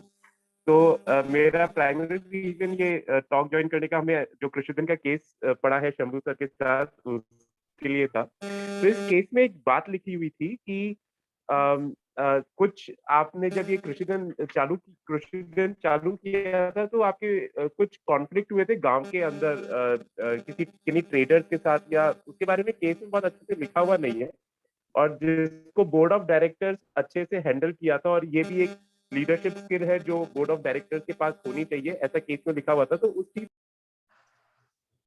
ठीक है, समझ में आ गया। और कोई साथ में ले लेते क्वेश्चन। जी नहीं, मेरा एक ही क्वेश्चन है ये। धन्यवाद। हेलो। और किसी को कुछ पूछना है तो पूछ सकते हैं। या hello. Yeah, Malvika, yeah. Good evening to everyone. Actually, I want to ask one question that which type of projects are come into Dhan Yojana? Can you repeat, Malvika? Which type of projects that comes in your Yojana, Dhan Mantri Yojana or something? Which type of projects are there? Okay. Hello. हाँ, actually इस धन योजना में कौन से मतलब कितने type का प्रोजेक्ट आ रहा है, मतलब हम लोग फार्मर को दे सकते हैं, कौन सी क्षेत्र में हम लोग उनको सर्विस दे सकते हैं? ठीक है। सो जसवंत जी, बेसिकली कृषिधन जो है, मतलब क्या बेसिकली आप बता सकते हैं कि किसानों जो मेंबर्स हैं आपके FIG और SSG के, उनको आप क्या क्या सर्विसेज देते हैं, उनका इनपुट, मार्केटिंग या फिर आउटपुट में कैसे हेल्प करते हैं, या कोई और आप गवर्नमेंट स्कीम से अगर उनको जोड़ रहे हैं थ्रू कृषिधन, वो सब? ठीक है, और कोई है? नमस्ते, पार्था बोल रहा हूँ। तो आवाज आ रहा है? yes. ओके। तो जसवंत भाई, ये थोड़ा सा समझना था कि किसानों की जो अपेक्षाएं है और उनको कैसे हम FPO में इंटरेस्टेड रखे, कैसे एंगेज करते हैं FPO के एक्टिविटीज में, तो उसके बारे में थोड़ा सा अगर बताएंगे तो अच्छा रहेगा। ठीक है। तो मेरे ख्याल से और कोई नहीं है कोई? I think हम इतना आंसर करते हैं तो हम लोग टीम का कर देते हैं, है ना। जो कॉन्फ्लिक्ट का बात किया, तो देखिए, जो भी इश्यू रहते हैं उसका हर लोग पर, हर बोर्ड मेंबर है ना, वो कहीं ना कहीं जुड़ा रहता है। मैं आपको अभी नया एक इश्यू सुना था, 2 मिनट का है। अभी GST ने हमें एक नोटिस दे दिया है कि आप लोगों ने 5 करोड़ से ज्यादा टर्नओवर किया है तो आपका क्लेरिफिकेशन दीजिए, और आपको विद इन 12 आवर्स में देना है, और नहीं देते हैं तो कल आपका सर्टिफिकेशन कैंसिल होगा, और कल संडे हुआ। तो ये इश्यू, ये अभी के, मैं आपको 1 महीने पहले की बात बता रहा हूँ, है ना। तो उस टाइम तुरंत बोर्ड के सभी मेंबर से स्पेशली सही तरीके से ट्रेन हुए हैं, और उनकी जवाबदारी क्या उनको पता है। तो चेयरमैन है ना, 10 डायरेक्टर, वो उनके साथ में डायलॉग किया जाता है और वो बोलते हैं कि हम लोग उनको जो भी है डिस्कशन हम ऑफिसर के साथ में एज ए किसान के तौर से करेंगे और उनको बताएंगे कि किस किस तरह से अगर नहीं होता है तो फिर हम गवर्नमेंट को किसान की तौर से लेटर लिखेंगे और अभी लिखेंगे, है ना। तो उस हिसाब से उनके साथ में फिर होता है कम्युनिटी बेस्ड सर्विस हमने कुछ दी किसानों को और उसमें मान लीजिए कि आपको फॉर एग्जांपल बता दूं कि हमने कृषिधन ब्रांड का वेट का सीड दिया और वेट का सीड हमने दिया और गांव में 15 किसान ले गए, उसमें से 2 किसान को सीड सोइंग भी किया, उसका उनका हार्वेस्ट होने के टाइम तक उसमें जो गेहूं आनी चाहिए वो दूसरी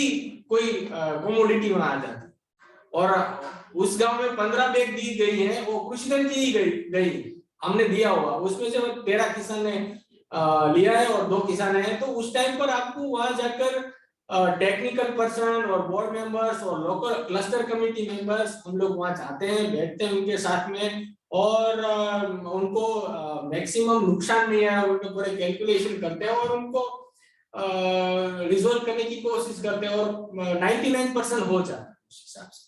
किसान के साथ में हो या तो गवर्नमेंट के साथ में करना पड़े तो उनका तरीके कुछ और रहते हैं और आप बिजनेस करते हैं तो उनके तरीके कुछ और रहते हैं।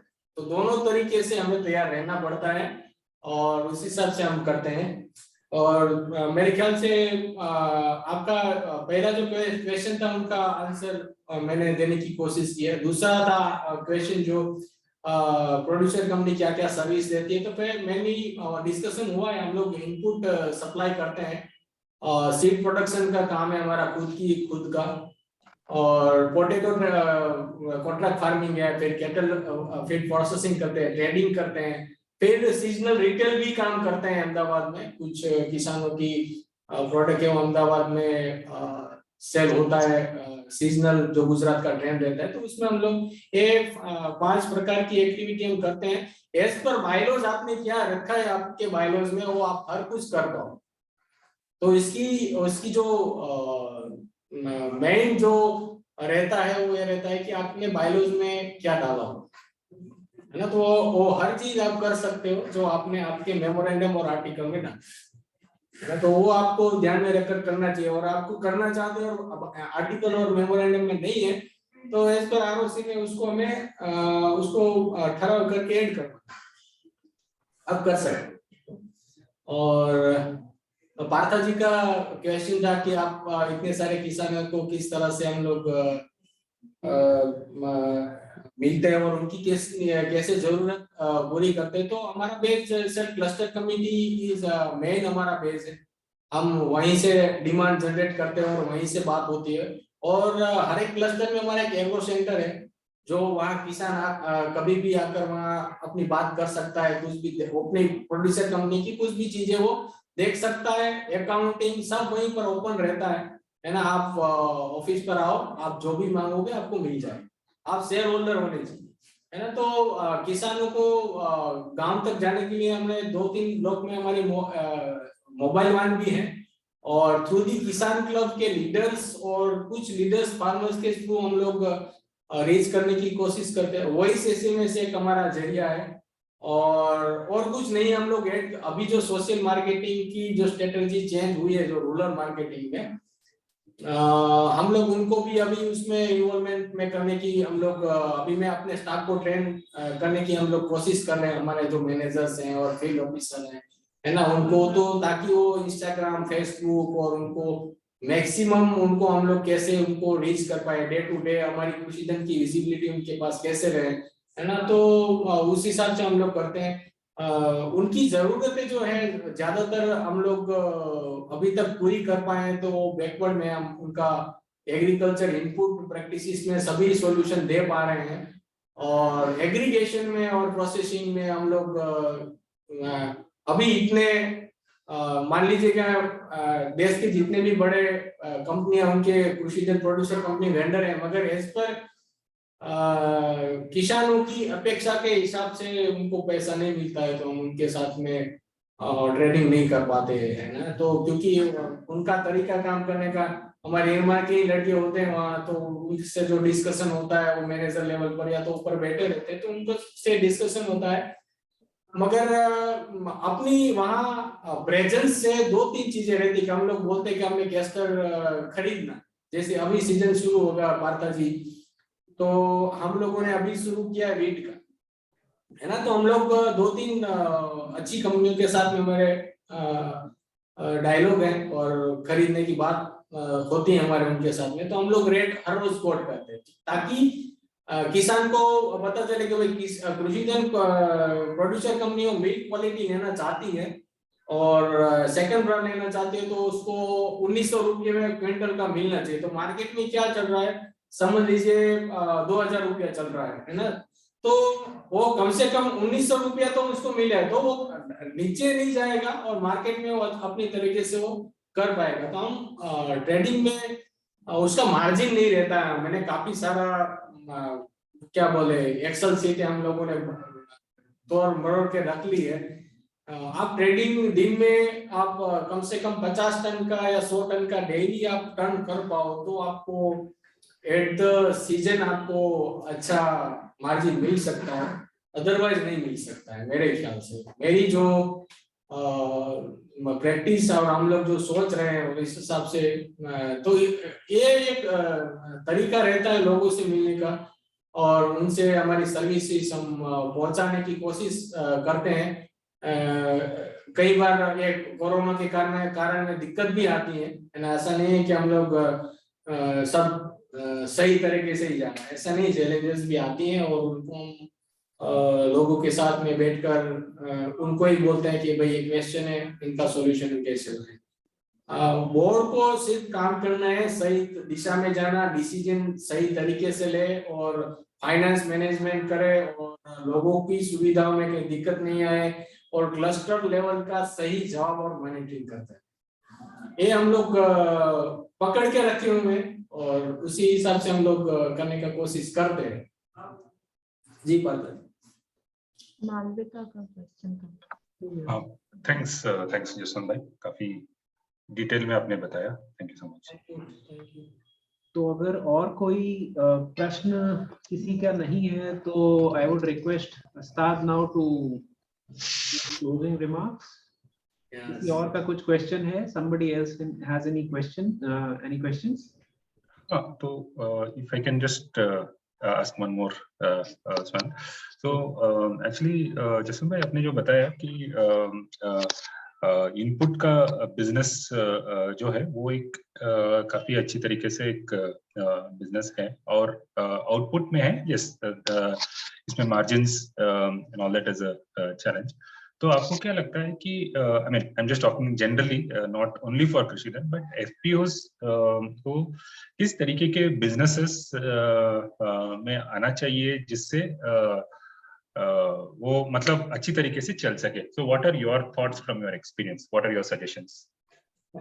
देखिए मार्केटिंग की जब बात होती है तो प्रोड्यूसर कंपनी ने अपना क्या सोचा है, जैसे वो ब्रांडिंग में जाना चाहते हैं तो उनका तरीका अलग है। हम लोग चाहते हैं कि आप 5000 किसान है, उनकी ब्रांडिंग भी करना है और उनका ट्रेडिंग भी करना है। ट्रेडिंग करना है तो आपके पास जितनी भी मार्केट में अच्छी कंपनियां हैं उनकी जो कमोडिटी है और थ्रू द ईयर जो उनको चाहिए वो सी या बी क्वालिटी की चाहिए। जो आपने आप मान लीजिए कि उस क्वालिटी के क्राइटेरिया में उस एरिया के किसान आते हैं और वो हम कर सकते हैं तो वो करना चाहिए। मगर हमारी दिक्कत क्या हो जाती है कि हमारे किसान को हमारे जो भी आ रहे हैं और हम लोगों ने उनको इतनी अच्छी सीड दिए हैं, इतनी अच्छी प्रैक्टिसेस करवाई हैं, तो वहां ए ग्रेड प्लस का क्वालिटी होता है। अब मार्केट को चाहिए आपको वहां फिर जाना पड़ेगा, हमें वहां हम लोग प्रोसेसिंग यूनिट का ये फरवरी एंड में या मार्च में हम लोग प्रोसेसिंग यूनिट डाल देंगे हिम्मतनगर एरिया में। तो 6-7 कमोडिटी हम लोगों को प्रोसेसिंग करके एक बार पायलट करना ही पड़ेगा। तो मेरी ओवरऑल सोच ये है कि मैंने कई जगह पर ऐसा भी देखा है रिमोट एरिया में, वहां ट्रेडिंग करना बहुत अच्छा होता है क्योंकि किसानों के लिए वो रेट और उसी एरिया में मिलना भी दिक्कत होता है। ट्राइबल एरिया है या तो नियर बाय बॉर्डर एरिया है ना, एपीएमसी से दूर लोग रहते हैं और उसकी लैंड होल्डिंग ज्यादा या कम है, तो वो कमोडिटी के लिए ट्रेडर अच्छा आपको मिलता है और अच्छे उनकी क्वालिटी के हिसाब से अपनी क्वालिटी बैठती है और फंडिंग में कोई पैसे देने लेने में कोई दिक्कत नहीं आती। तो ट्रेडिंग तो उससे काफी सारी कॉन्फिडेंस और उनकी उससे सर्विस बढ़ सकती है और वो प्रोड्यूसर कंपनी को मौका लेना चाहिए। और दूसरा बात जो आपने बताया कि रिटेलिंग में मैं जाना प्रोड्यूसर कंपनी के पास में, मेरे ख्याल से उसमें तरीके कुछ अलग करने चाहिए जो अब तक अभी जो प्रोड्यूसर कंपनी का मेन चीज है वो हम लोग अभी तक इतना नहीं ला पा रहे। किसानों को बोलना चाहिए कि आप 100 FT ग्रीन ग्राम आपका इन्वेस्टमेंट करके कृषि धन में 1 साल के लिए दीजिए और उस चीज को हम बढ़ाकर आपको वापस करेंगे। प्रोड्यूसर कंपनी का मेन यही था कि आपको 10 बैग हो रहे एक किसान को ग्रीन ग्राम, तो आपको हर किसान को उसी टाइम बोलना है कि हम 3 साल तक या 2 साल तक हर साल आपको 2 बैग 2 क्विंटल है आपको हम कृषि धन में हम रखेंगे। जैसे मिल्क का होता है, मिल्क का धंधा क्यों हो रहा है अपना अच्छा तरीके से, क्योंकि आप उसको 10 दिन का क्रेडिट देते हैं और फिर रिटर्न मिलता है। इन्वेस्टमेंट ज्यादा कर, अब आपको 3 या 5 लाख की आपकी ऑथोराइज कैपिटल है, उसमें 2-3 लाख का पेडअप कर दिया है और हम आगे बढ़ने की कोशिश करेंगे। तो कंपनी की सोच है वो वर्किंग कैपिटल और कैश फ्लो में, और ज्यादातर कंपनी अभी इतना फंडिंग देती नहीं है, असेट नहीं है कंपनियों के पास में। तो इनिशियल स्टेज वाली या सेकंड स्टेज पे जो कंपनियां है वो नहीं कर पा रही। हम लोग भी, मैं भी कई बार मेरा प्रेशर बढ़ जाता है कि मेरे पास 70-80 लाख रुपया वर्किंग कैपिटल होते हुए भी मैं कई बार प्रोसेसिंग यूनिट में मुझे कई बार सजेशन दिए गए हैं, फॉरम में भी मिलते हैं कि आप ये करो वो करो, मगर मुझे लगता है कि जहां तक आपका मार्केटिंग साइड क्लियर नहीं हो तो क्योंकि इतने सारे प्लेयर बैठे साहब, हम लोगों ने जीरे का काम किया, गेहूं का किया, आपको 170 रुपए में केजी बेचना है मगर वो होलसेल में 140 रुपए में बेचता हो, जो उनका जो प्रोडक्शन कॉस्ट होता है, तो वो और मिक्सिंग नहीं करना चाहते और प्योर प्रोडक्ट खरीदने वाले कंज्यूमर इतने प्रीमियम देने की शायद मेरी पर्सनल थिंकिंग है, तो वो इतना प्रीमियम या तो इतनी क्वांटिटी में मांगते नहीं है जो एक गांव का भी प्रोडक्शन हो उतना हम दे पाए। तो पार्था जी खुद की इंस्टीट्यूशन जो भी एफपीओ है वो खुद अपने तरीके से अपॉर्चुनिटी ऑफ एरिया और उनकी जो वहां की ताकत है उनके हिसाब से उनको लगाए तो हर चीज करना चाहिए, मगर उनकी एरिया के हिसाब से उनको लेके जाए तो अच्छा रहेगा। एक करना चाहिए और नहीं करना चाहिए सबके लिए। मैं अपने कृषि धन में मेघरज में ट्रेडिंग हमारा चलता है, विसनगर, हिम्मतनगर, मोड़ासा, धारी में हमारा ट्रेडिंग का काम हम नहीं कर, क्योंकि हमारी मेघरज एरिया की जो फील्ड यूनिट है वहां के किसान है वो 20 किलो 50 किलो लेकर आते हैं ब्लॉक लेवल पर, हम उनका पर और वही चीज हम लोगों ने विसनगर में शुरू किया, एपीएमसी में, हिम्मतनगर में अभी लास्ट कोविड में लिया था दुकान, हम नहीं कर पाए, इस फरवरी में फिर से कर रहे हैं, मगर हमें पता है हम विसनगर में फेल हो गए। हमने गांव में एक सॉफ्ट का प्रोक्यूरमेंट सेंटर खरीदा और रखा और 10 दिन तक उनको चलाया, कोई किसान गांव में सॉफ्ट ही हो रहा है, सब लोग सॉफ्ट सोइंग कर रहे हैं, मगर हम लोग वहाँ किसान को हम जो रेट दे रहे थे वो उनको लग रहा था कि नहीं हमें लग रहा है कि हमें ऊंचा जाना चाहिए, तो वहां हम फेल हो गए और 3 साल से मेघरज में तो हम कंटिन्यू कर रहे हैं। तो दोनों तरीके के हमारे पास एक्सपीरियंस है।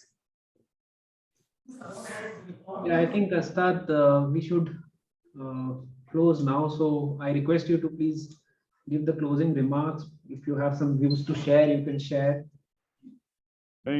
Thank you very much, Farm Incomes, Partha, Deborah and Jaswant भाई, आपने इतनी अच्छी तरह से सारे क्वेश्चंस का जवाब दिया है कि कई लोगों को लगता होगा कि अभी तो दिल भरा नहीं आपके पास इतना उम्दा अनुभव है कि मुझे भी याद है जब हम आपके पास कुछ 10-15 मिनट लेके आते थे 2 सवाल पूछने हैं, तो जब बैठते थे तो 1 घंटे से कम नहीं स्पेंड करते थे, वो अपने आप निकल जाता था।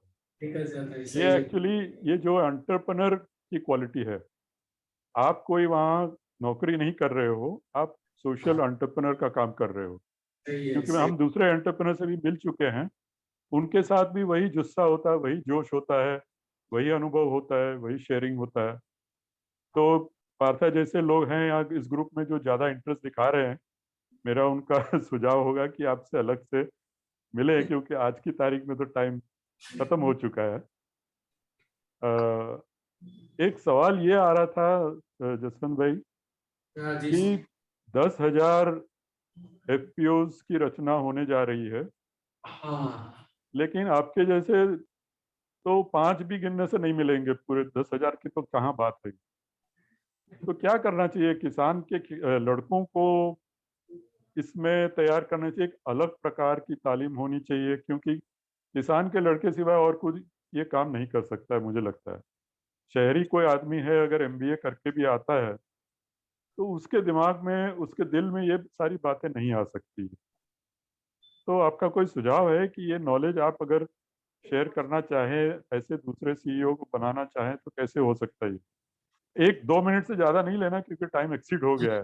जी सर 10,000 FPO बनाना बहुत अच्छी बात है। मेरा बस यही एक ठीक रहता है कि जहाँ FPO बनाए वहाँ 6 महीने पायलट किया जाए मार्केटिंग का, और बाद में फिर रजिस्ट्रेशन किया जाए, है ना, ताकि इतने सारे स्ट्रक्चर्स बनेंगे और अभी भी दिक्कतें आती हमारा।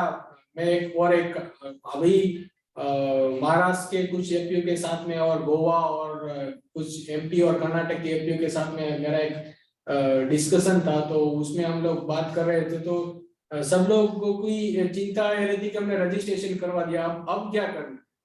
तो हमें जो तरीका है काम करने का, वो जो भी इंस्टीट्यूशन इसमें आए, तो गवर्नमेंट से ये यहाँ जो पॉलिसी की बात करने वाले समूह सारे आप जाते हैं या गवर्नमेंट में लिखते हैं, तो हमें वो बोलना जरूरी है कि विदाउट रजिस्ट्रेशन वो एक बार इंक्यूबेशन का काम करे 6 महीने, और साथ में मिलकर वो किसान की कम्युनिटी परचेज करे, सेल करे, और उनका कॉन्फिडेंस बढ़ता है तो फिर वही 200 किसान एट द टाइम उनका रजिस्ट्रेशन करे, ओके, है ना। तो यही मेरा पहला थॉट है। Okay, thank you. Then we should wind up. आप सभी लोगों को, जिन लोगों ने पार्टिसिपेट किया, खूब आभार। Professor Shambhu is not here, but he played a big role in facilitating the discussion. So thank you, Professor Shambhu, Deborah, Abhishek, Thank everybody you so else. much, Astad. Thank you so much, Astad, for joining and helping us Okay. the discussion forward. Thank you. So we can wind up now. Thank you. Yeah. Thank you so much. Thank you so much, everyone. Thank you so much, Jaswant bhai. Thank you, Batra. Chalo, Jaswant bhai, pachi maliye. Okay, sir. Okay, Thank you. bye. Bye-bye. Bye.